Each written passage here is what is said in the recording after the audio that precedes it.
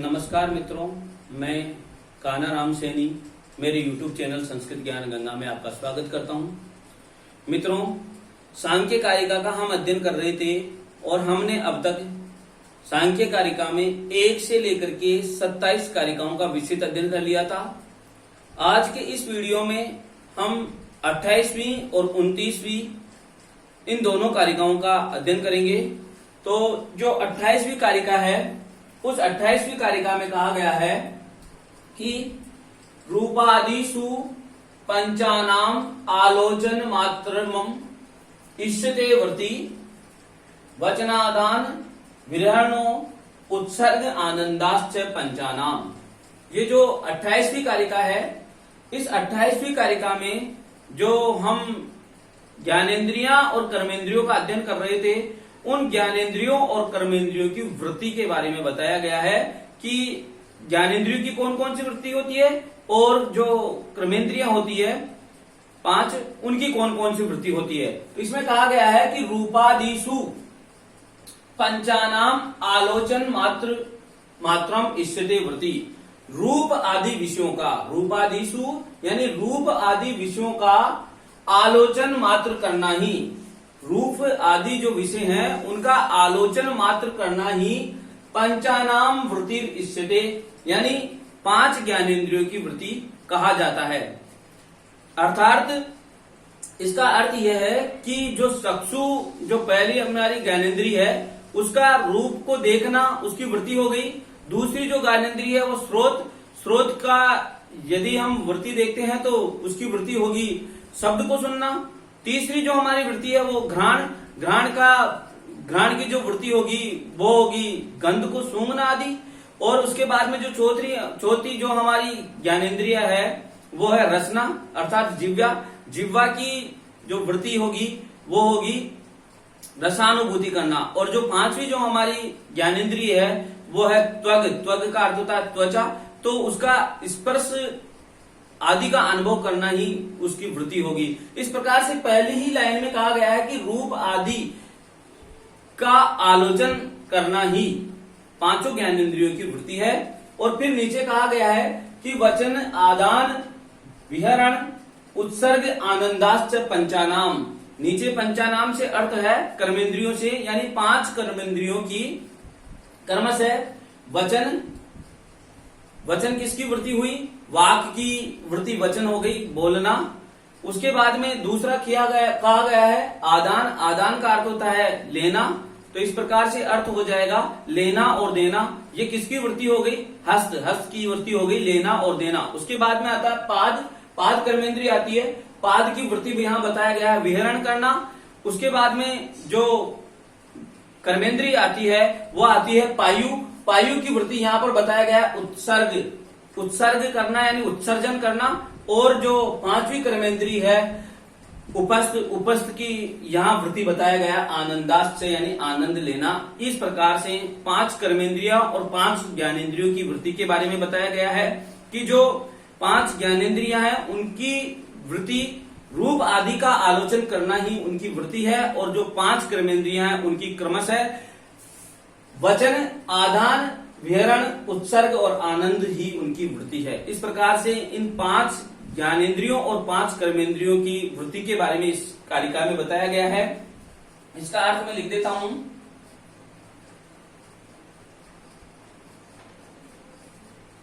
अर्थ रूप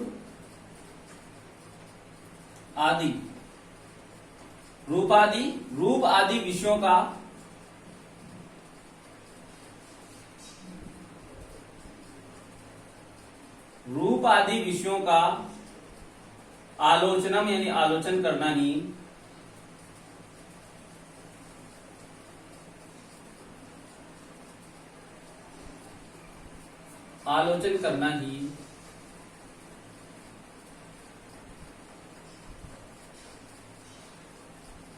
पंच ज्ञानेंद्रियों की वृत्ति है।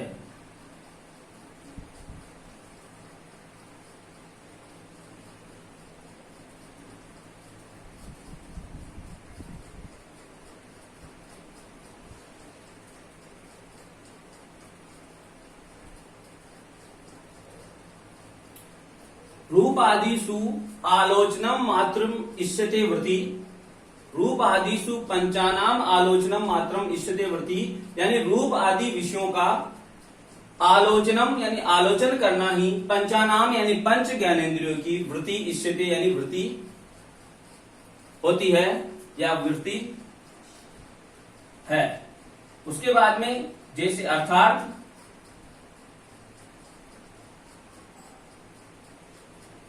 चक्षु की,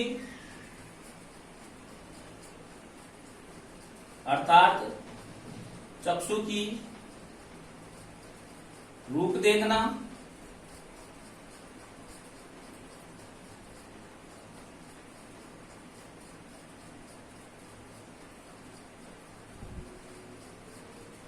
स्रोत की शब्द सुनना,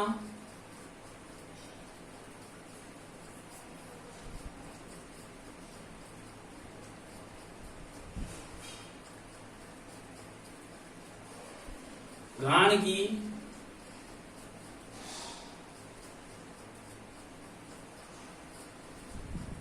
गंध लेना,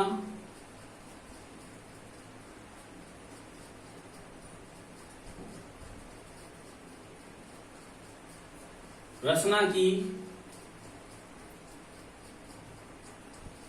रसना का अर्थ होता है जीवा,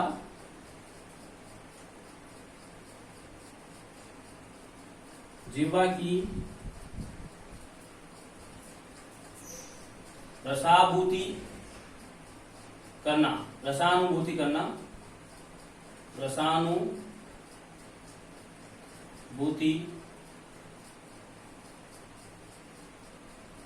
करना, और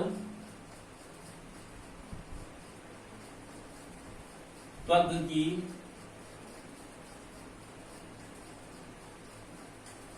स्पर्श अनुभव करना ही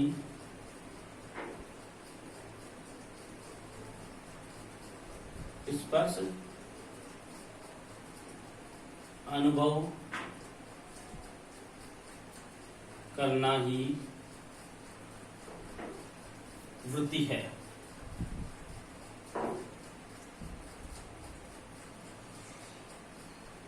इस प्रकार से जो ये कारिका दी हुई है उसकी पहली लाइन का अर्थ हो गया कि रूपादिषु पंचानाम आलोचन मात्रम इष्यते वृत्ति, जो रूप आदि हैं उनमें रूप आदि विषयों का आलोचन ही करना ही पंच ज्ञानेंद्रियों की वृत्ति है। अर्थात जो चक्षु की जो वृत्ति होगी वो रूप देखना, स्रोत की शब्द सुनना, घ्राण की गंध लेना, रसना की रसानुभूति करना और त्वग की स्पर्श अनुभव करना ही वृत्ति है। उसके बाद में कहा गया है कि वचन आदान विहरणो उत्सर्ग आनंदाश्च पंचानाम, उसी प्रकार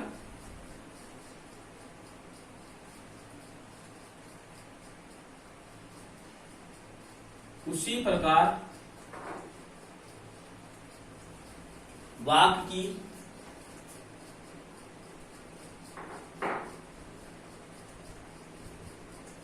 उसी प्रकार वाक की वृत्ति क्या हो जाएगी, वचन,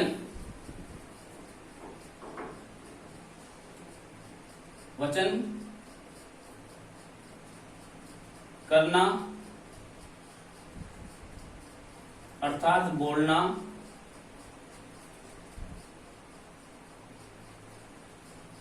बोलना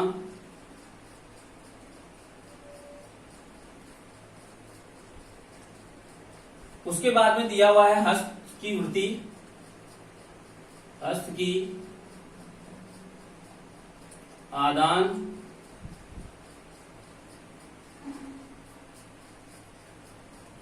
करना अर्थात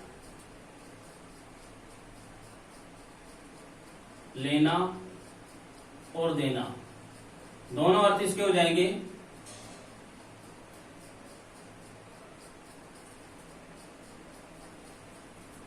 वचनम, वचनम किसकी वृत्ति हो गई, वाक की वचन वृत्ति हो गई। वचन का अर्थ होता है बोलना, और फिर जो हस्त की वृत्ति हो जाएगी आदान करना, आदान करना से हम का अर्थ होता है लेना, लेकिन इसका अर्थ देना भी हो जाएगा, अर्थ ये देना भी हम ग्रहण कर लेंगे। उसके बाद में कहा गया है विहरणो, विहरण जो वृत्ति होती है वो पाद की वृत्ति होती है। पाद का अर्थ होता है पैर, पाद की विहरण करना, वायु की उत्सर्जन करना।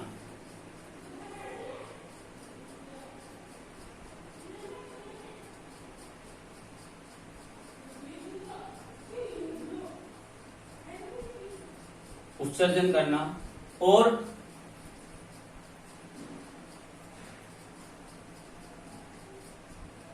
उपस्थ की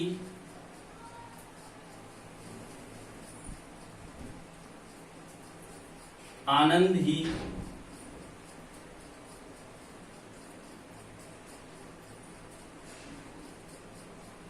आनंद मात्र ही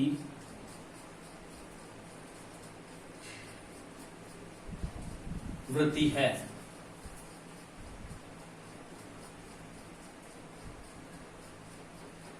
इस प्रकार से इस कारिका का अर्थ हुआ कि रूपादिषु यानी रूप आदि विषयों का आलोचन मात्रम, आलोचन करना ही पंचानाम यानी पंच ज्ञानेंद्रियों की वृत्ति रिश्यते यानी वृत्ति होती है, वृत्ति कहा जाता है।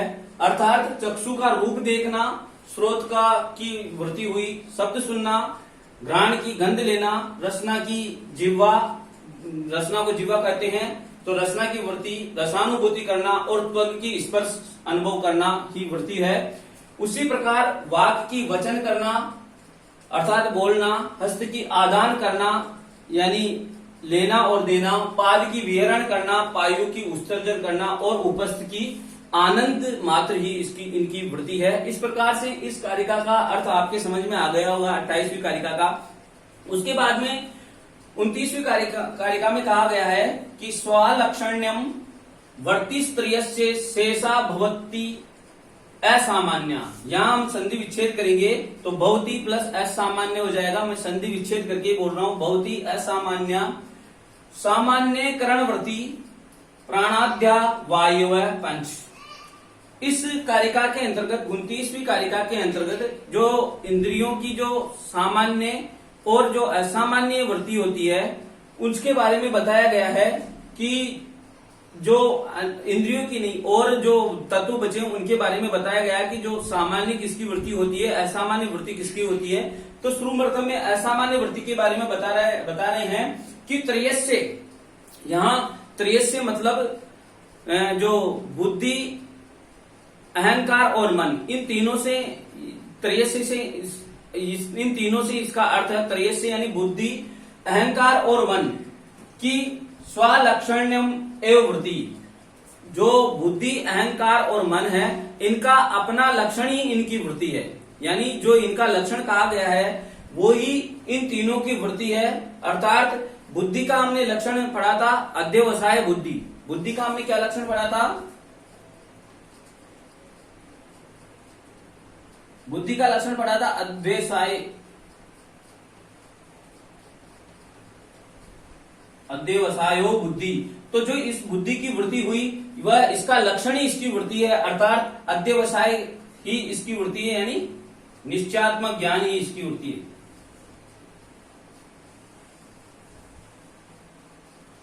निश्चयात्मक ज्ञान ही इसकी वृत्ति है, निश्चयात्मक ज्ञान करना ही इसकी वृत्ति है। उसके बाद में त्रयस्य से दूसरे का ग्रहण होगा अभिमान, अहंकार। बुद्धि, अहंकार। अहंकार का लक्षण हमने ऊपर कारिका में पढ़ा था कि अभिमानो अहंकार है, तो ये जो इसकी वृत्ति होगी इसका लक्षण ही इसकी वृत्ति है, तो इसका जो वृत्ति होगी वो अभिमान हो जाएगा।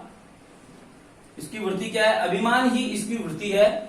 और बुद्धि की अध्यवसायी इसकी वृत्ति है, यानी निश्चयात्मक ज्ञान करना ही इसकी वृत्ति है बुद्धि की। और अहंकार की ही जो वृत्ति है वो अभिमान ही इसकी वृत्ति है। और उसके बाद में मन,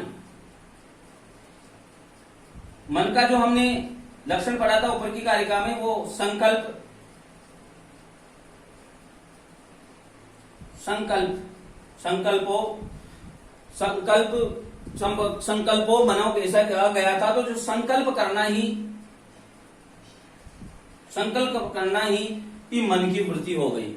तो इसमें कहा गया है ऊपर कि स्वलक्षण्यम वृत्ति त्रयस्य, जो तीन है यानी बुद्धि, अहंकार और मन है, इनका जो लक्षण कहा गया है वही इनकी वृत्ति है।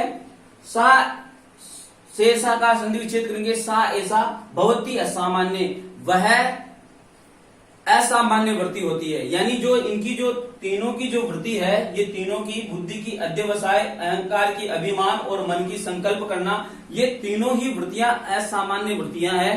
और उसके बाद में कहा गया है कि सामान्यकरण वृत्ति प्राणाद्या वायु है पंच, जो पंच वायु होते हैं, पंच जो वायु होते हैं, उन प्राण आदि जो पंच वायु होते हैं उनकी सामान्य वृत्ति होती है।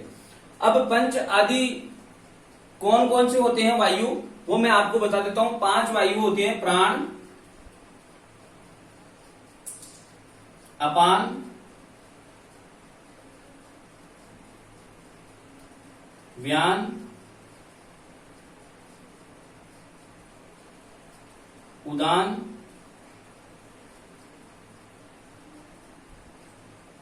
और नंबर 5 समान।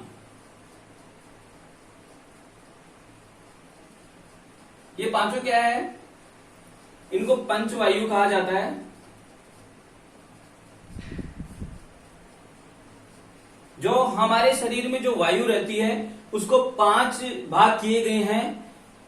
पहला किया गया है प्राण, दूसरा अपान, तीसरा व्यान, चौथा उदान और 5वां समान। तो जो हृदय मंडले, इस प्रकार से कहा गया है, प्राणो हृदय मंडले, हृदय मंडले, यानी जो प्राण वायु जो होती है वो हृदय के मंडल में रहती है, वो प्राण वायु कहलाती है। हृदय मंडले प्राणो, यानी जो हृदय के मंडल में जो रहती है वो प्राण वायु कहलाती है। अपान, अपान के बारे में कहा गया है कि निम्न स्थले, निम्न स्थले, शरीर के निम्न स्थल में जो वायु रहती है उसको अपान कहा जाता है। निम्न अपानो निम्न स्थले, यानी जो शरीर के निम्न स्तर में जो वायु रहती है उसको अपान कहा जाता है। और प्राणो हृदय मंडले, जो हृदय के अंदर जो रहती है वो प्राण कहलाती है, प्राण वायु कहलाती है। उसके बाद में तीसरी वायु आती है व्यान। व्यान कहते हैं अखिल शरीर वर्ती या सर्व शरीर मंडले होता है, इसका अर्थ सर्व शरीर मंडले। जो पूरे शरीर में जो स्थित होती है उसको व्यान वायु कहा जाता है। अखिल शरीर वर्ती का ऐसा भी इसका लक्षण किया गया है। और सर्व शरीर मंडले, ऐसा भी इसका लक्षण किया जाता है कि पूरे शरीर में जो वायु रहती है उसको व्यान कहा जाता है। हृदय के अंदर जो वायु रहती है उसको प्राण कहा जाता है। और जो शरीर के निचले हिस्से में जो वायु रहती है उसको अपान कहा जाता है। उसके बाद में है उदान। उदान जो वायु कहा जाता है वो इसका लक्षण करते हैं कंठ देशे, यानी कंठ में स्थित, कंठ देशे यानी कंठ में स्थित वायु को उदान कहा जाता है।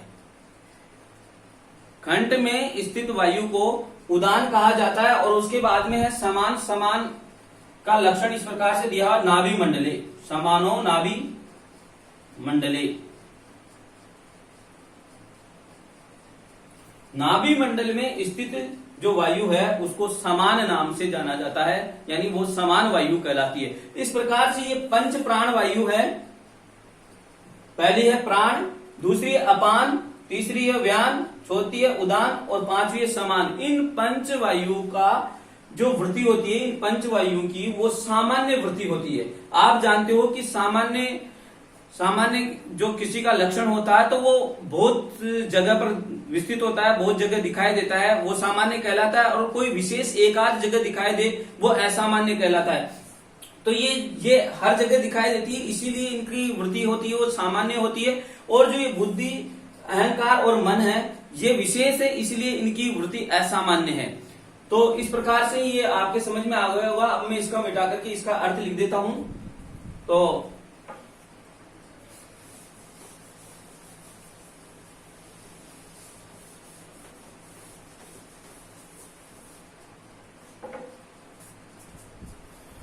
इसका अर्थ है बुद्धि, अहंकार और मन।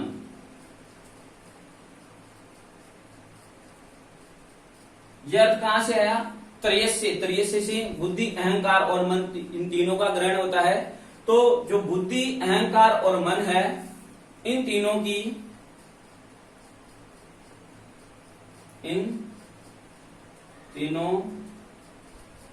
का जो लक्षण कहा गया है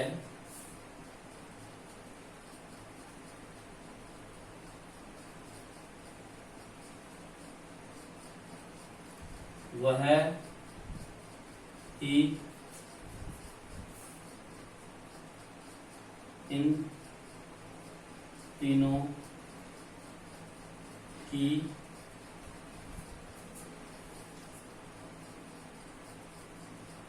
असामान्य वृत्ति है।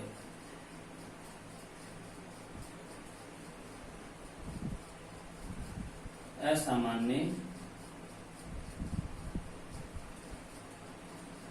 वृत्ति है। त्रयस्य वृत्ति यानी इन तीनों की, यानी बुद्धि, अहंकार और मन, इन तीनों का स्वलक्षण्यम यानी जो लक्षण कहा गया है वो ही इनकी वृत्ति है। और वो कैसी है? सा ऐसा, वह यह, बहुत ही असामान्य यानी असामान्य वृत्ति होती है, वो असामान्य वृत्ति होती है तीनों की। और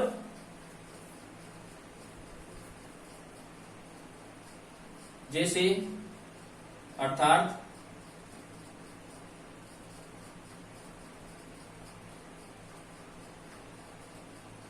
बुद्धि की अध्यवसाय,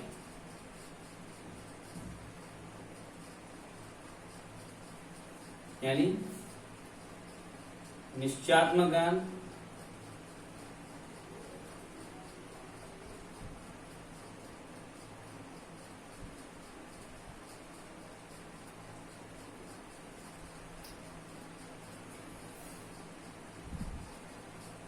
अहंकार,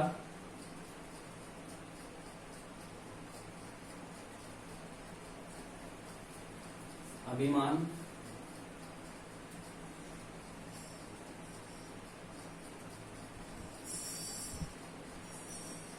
और मन की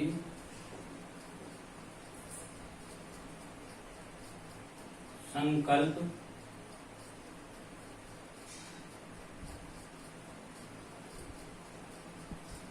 करना ही असामान्य वृत्ति है।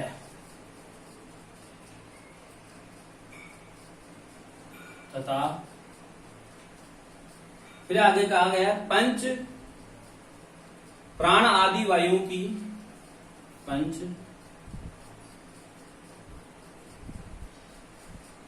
प्राण आदि अर्थात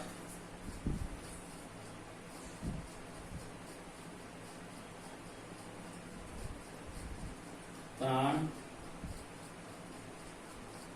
अपान, व्यान, उदान और समान।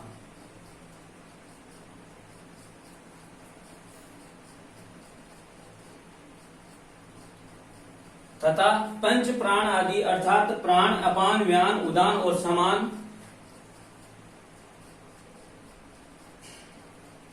की सामान्य वृत्ति होती है।